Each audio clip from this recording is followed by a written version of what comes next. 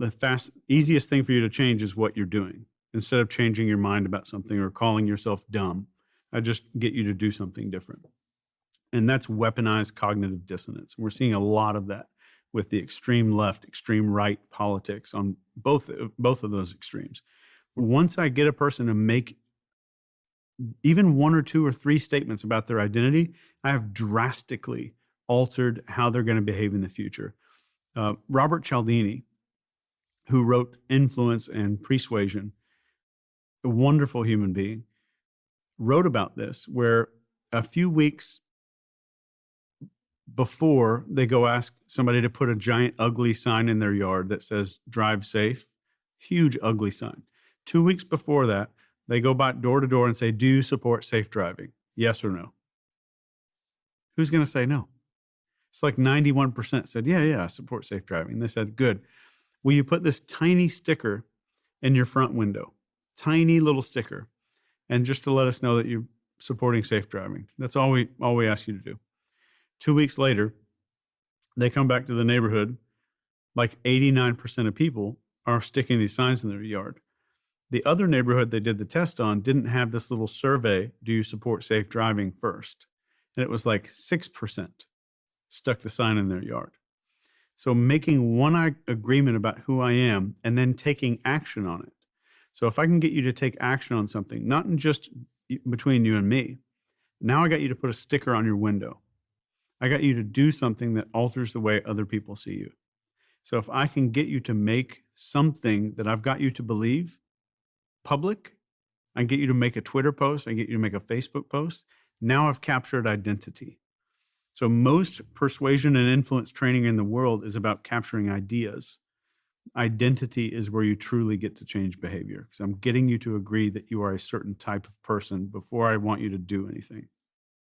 Interesting. It explains a lot about politics, in fact, and what we see go on in the election cycles, and also just how a political party, political group can slowly drift together to a position that objectively you go, bloody hell, that's crazy. Yeah. Because they kind of slowly, they say, I'm this party, I signed up to this particular political party. And then slowly, just with like creep of beliefs, you end up over 10 years, all of you believing and thinking something is okay. Yeah. It's interesting. It's just because you made an agreement. I guess in part that explains some of the wars as well. Like there's an element here which can explain things like Nazi Germany. Yeah. And how a civilization can go from being relatively normal to doing really horrific, barbaric things to people. Yeah, and if you just going back to the Milgram experiment, right away I got you to say, do you fully volunteer to participate in this? Do you accept the role of teacher? Would you sit down in this chair? Would you shock him with this low voltage? Mm-hmm. I've got you to agree that I'm the kind of person that's willing to shock someone for an experiment within the first 2 minutes. Mm-hmm. And they don't talk about that. They kind of tend to say the whole experiment's about authority. But I don't think it's all authority. I think a lot of it is novelty. And they don't talk about that ever in these recaps of the study. But if you volunteer for that experiment, you're driving on a campus you've probably not been on, going into a building you've never been to, meeting a guy in a lab coat that you've never met, and another guy you've never met, in a room that you've never met, sat in front of a machine you've never seen, reading a quiz that you've never read in your entire life. All of these things, brand new. The number one thing that generates focus in the mammalian brain, and this is dog, you name it, is novelty. So our ancestors, they're walking past a bush every day of their life. And one day, sun's about to set and a stick snaps behind that bush. That's novelty. That's an unexpected piece of information. New information, or is it unexpected? Yeah. What's your definition of novelty here? Novelty is my brain is expecting certain things to happen. I'm going to walk past this bush just like I've done before. I have kind of a script for running things. And something happens that breaks that script of what I am predicting about the world. Does that make sense? Yeah. Any kind of novelty generates focus. So the 4 things that we can manipulate inside of a human brain spells out the word fate.